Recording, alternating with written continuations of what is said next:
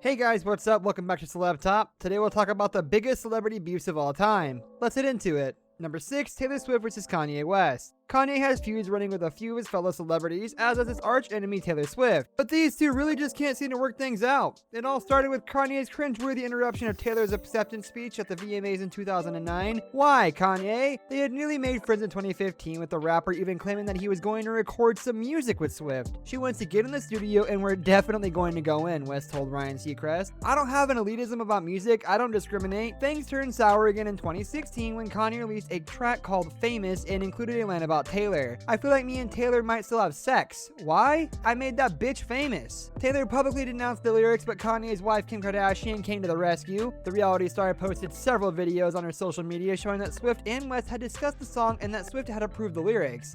Things remain awkward. Number 5, Kanye West versus Jay-Z. One of the rap world's biggest feuds is still going on. Yep, the hatred between Kanye West and former collaborator Jay-Z is strong. West has been credited with rejuvenating Jay-Z's career after writing and producing over 10 songs for Jay's highly acclaimed album, The Blueprint, back in the year 2000. Jay-Z then signed Kanye as a rapper, and in 2011 they released the Watch the Throne album together. But things have taken a downturn since 2016. West publicly denounced his old mentor for ignoring him. Relations had grown distant after West married reality star Kim Kardashian.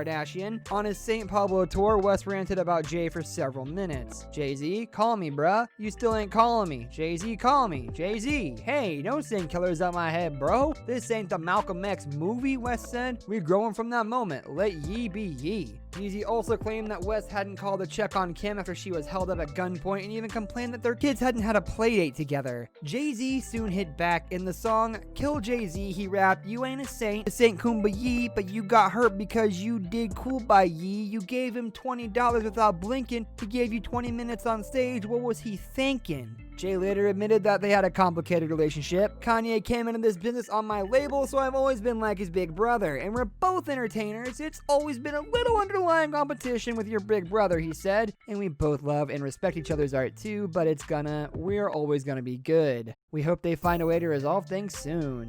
Number 4, Lady Gaga versus Madonna. Who's the real queen of pop today then? These two have been slagging each other off in the press for years now, and it doesn't look as though things are going to quiet down anytime soon. Gaga released the popular hit Born This Way in 2011, but fans of the singer pointed out on social media that it sounded rather like Madonna's Express Yourself, which was another pop anthem that encouraged self-love.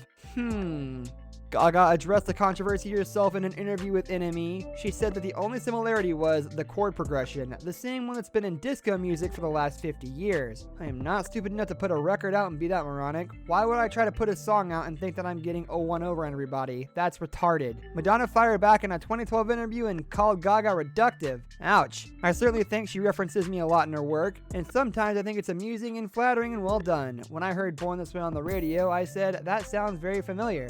After that, it was hard to get Madge to talk about anything else, and she subsequently dissed the singer's track several times in interviews. Madonna also performed a mashup of the two songs and included a brief sample of her song She's Not Me. Since then, the verbal sparring has continued relentlessly, so who will come out on top? Number 3, Will Smith versus Janet Hubert. Things got very messy on the set of The Fresh Prince of Bel-Air. How do we know? Because Will Smith and Janet Hubert can't seem to stop publicly dissing one another. Hubert famously played Aunt Vivian on the hit 90s show before being replaced for the final 3 seasons, much to the disappointment of fans.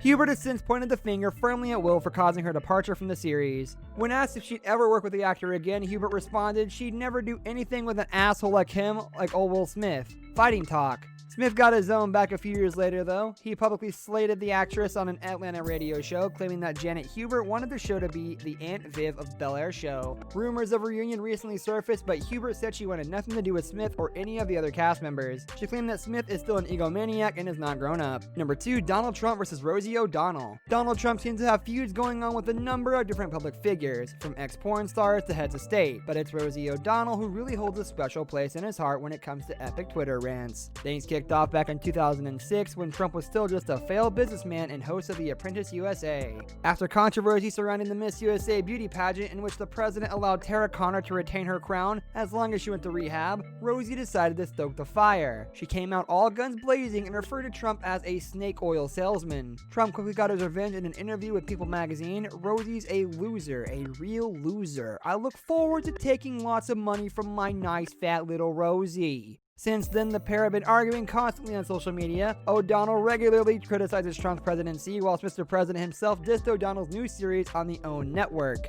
Number 1. Tom Cruise versus Brooke Shields. Tom Cruise has let Scientology take over his life, and back in 2005, it was Brooke Shields' turn to bear the brunt of Cruise's ardent devotion to the religion. During an interview with MSNBC, the actor was discussing Shields and her public admission that she had suffered from postnatal depression. Shields had also admitted that she had taken medication to help her cope with the illness whilst caring for her baby. Dr. Cruise suddenly pulled out his medical degree and described psychiatry as a joke, before ranting about how misinformed Shields was and that it was irresponsible for her to take medication in order to deal with her depression. Shields was understandably shocked by the outburst and responded in a New York Times piece. She stated that comments like those made by Tom Cruise are a disservice to mothers everywhere. Cruise later apologized to the actress by visiting her house with a basket full of baby items. This brings us to the end of our video. I hope you enjoyed it. Hit a like if you did, and don't forget to subscribe to our channel so you don't miss out on any of our videos in the future. Also, watch the 2 videos that are on your screen because I'm sure you'll love them. With that, I'll see you in the next video.